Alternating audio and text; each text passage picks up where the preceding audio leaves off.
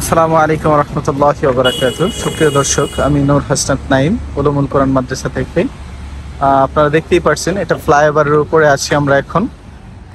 আমাদের সিএনজিটার একটু প্রবলেম হয়ে গেছে, দ্যাটস আমরা এখন একটু হাঁটতেছি ফ্লাইওভারের উপরে। যদিও এটা অত্যন্ত রিস্ক, তারপরেও আল্লাহ তাআলা, আমরা মানুষ হিসেবে আমরা ভাবি যে প্রত্যেকটা বিপদ আমাদের লাইফে আসলে সমস্যা, সেটাকে সমস্যা মনে করি। তো এটা না, প্রত্যেকটা বিপদের পিছনে আল্লাহ তাআলা ভালো কিছু রেখে দেয়, সেটা তার বাস্তব প্রমাণ পাচ্ছে এখন।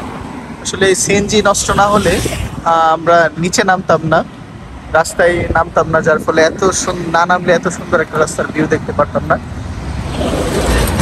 আলহামদুলিল্লাহ, আমরা দেখতেই পাচ্ছি আমাদের বড় স্যার, বড় হুজুর স্যার সবাই হাঁটতেছে সামনে, আমরা যাই স্যারদের কাছে।